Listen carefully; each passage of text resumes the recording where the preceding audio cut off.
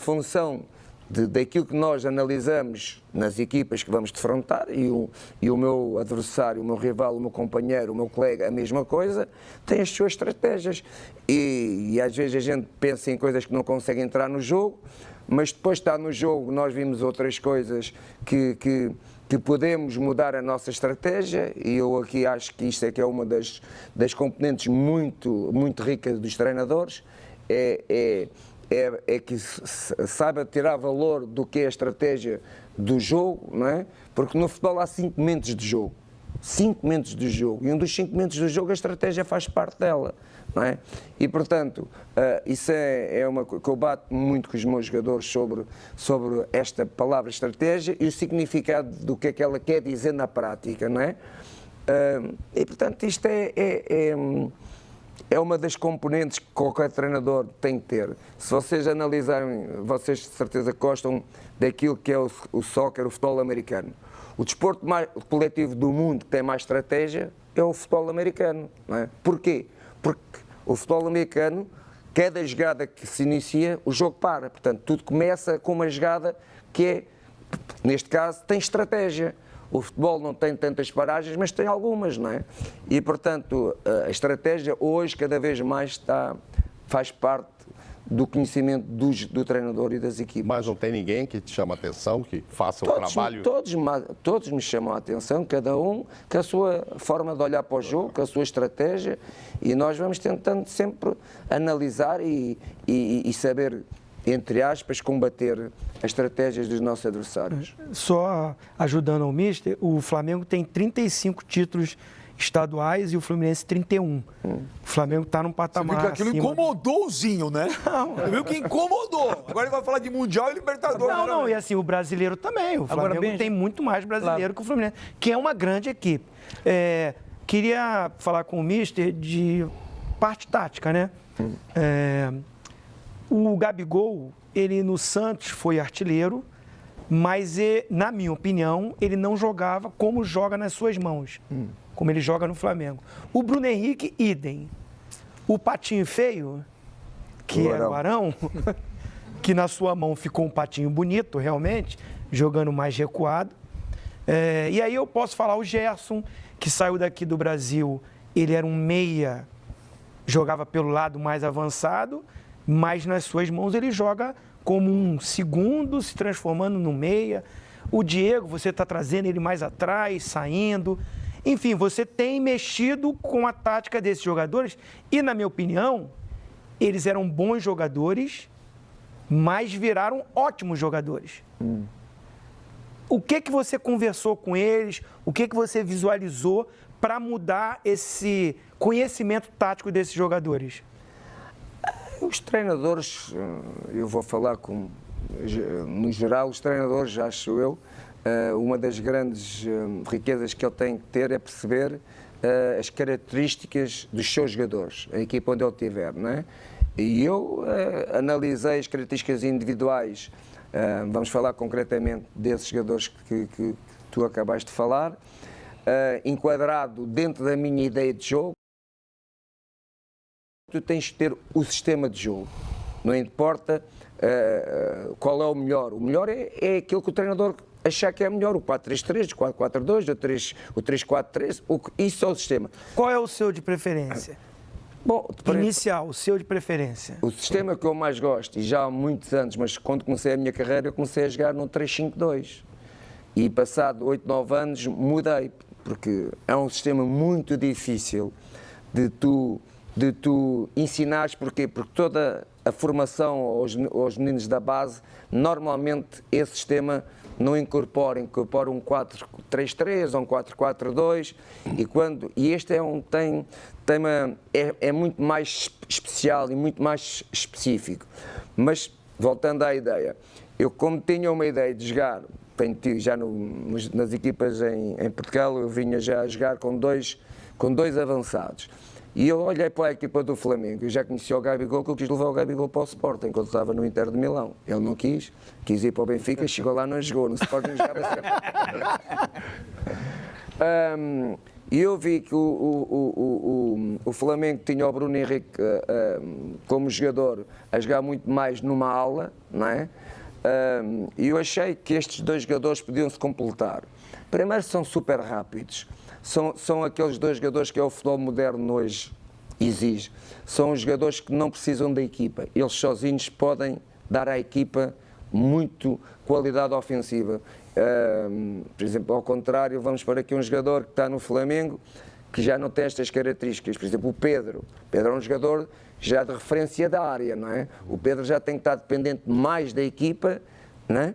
E o Bruno Henrique e o Gabigol, não. Eles, quando ganham o espaço, eles sozinhos resolvem as situações da equipa. E eu achei que, com a velocidade e com as características deles, pondo-os a jogar não muito fixos, que não é isso, a gente não os põe a jogar, mas que poderia ser uma boa dupla e não me enganei e acrescento mais. No mundo, tenho alguma dificuldade de dizer quem esteja melhor. Posso dizer o Barcelona, o Suárez e o Messi, talvez. Posso olhar para os Juventus, o Dybala e o Ronaldo, talvez. E depois já tenho dificuldade onde é que está a terceira. Então você acha que com essa sua colocação, eles dois poderiam ser hoje o titular da seleção brasileira? Opa! Eu sei o que é que penso, mas eu não quero ficar sem. Não quer perder. Eu não quero os perder, não é? Eu não os quero perder, não é? Mas eles têm umas características, na minha opinião, diferente de todos os avançados do futebol brasileiro. Se fala muito, taticamente, como o Zinho falou, vamos dizer, do jogador brasileiro. Se fala muito que, às vezes, o jogador brasileiro, taticamente, ele não é obediente. Quando você chega no Flamengo, praticamente, vários jogadores já vieram da Europa. Você pega o goleiro, os laterais, né, o Rafinha, o Felipe, os zagueiros, não o Rodrigo, mas o Pablo Mari, o Gerson, o próprio Gabigol. E isso também facilitou um pouco essa mentalidade do que esses atletas tiveram na Europa para te ajudar taticamente, porque eu noto que é uma equipe taticamente ótima, tá? E te digo mais, você conseguiu resgatar com esse jogador, eu falei no outro dia aqui, sangue no olho de vencer. Isso aqui é Flamengo. Então eu vejo que você resgatou isso deles. Então, e esses jogadores vindo da Europa, isso te ajudou muito, a maioria, né? A base quase toda, Bruno Henrique, Gabigol, todos jogaram na Europa. Tu não ouves as minhas palestras, mas isto aqui é Flamengo. É para tu saberes que a minha primeira frase quando os jogadores entram aqui é para jogar a Flamengo. O que é que isto quer dizer? Quer dizer muita coisa. Mas respondendo à tua pergunta, eles ajudaram do ponto de vista da responsabilidade que o jogador europeu normalmente tem, que eu vim encontrar nesta equipa. Eu vim encontrar nesta equipa um grupo muito responsável. E então tudo se tornou fácil.